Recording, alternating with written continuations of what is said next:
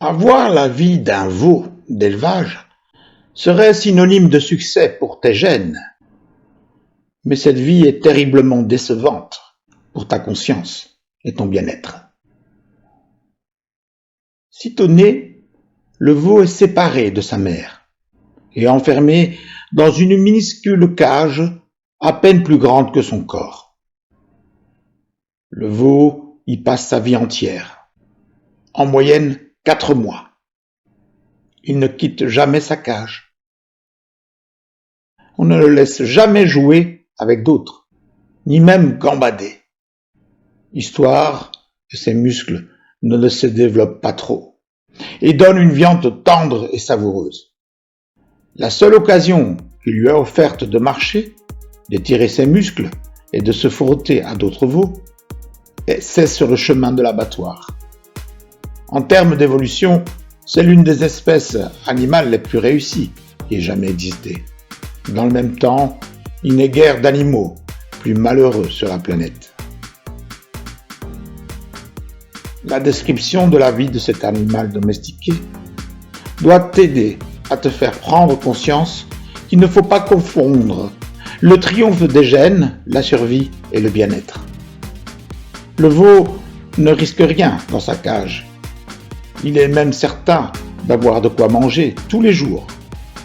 Et quand bien même on le conduit à l'abattoir, ses gènes triompheront, car des milliers d'autres veaux, des frères, portent ses gènes, prendront sa place, faisant ainsi survivre les gènes de l'espèce. Bien que ces gènes aient triomphé, ce pauvre animal aura une vie de misère.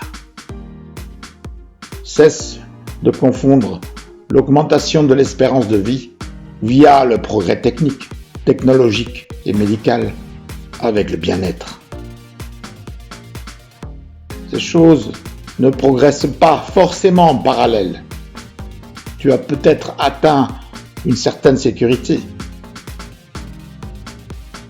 Tu vis vieux dans ta société d'hypertravail. Mais cette augmentation de la sécurité et de l'espérance de vie ne font pas automatiquement de toi un être plus heureux. Le veau pourrait vivre 80 ans. Son espérance de vie ne lui fait pas de lui un être plus heureux que les animaux qui, bien que n'ayant pas l'assurance de triompher leur ADN dans le temps, vivent libres dans la nature. À l'état sauvage, le bétail vadrouillait à sa guise en troupeau, régi par une structure sociale complexe. Le bœuf, castré et domestiqué, a perdu sa vie sous le fouet et dans un enclos étroit, travaillant seul ou deux par deux, d'une façon qui ne convenait ni à sa morphologie, ni à ses besoins sociaux et émotionnels. Explique Yuval Noah Harari en parlant des bœufs domestiqués par nos ancêtres agriculteurs.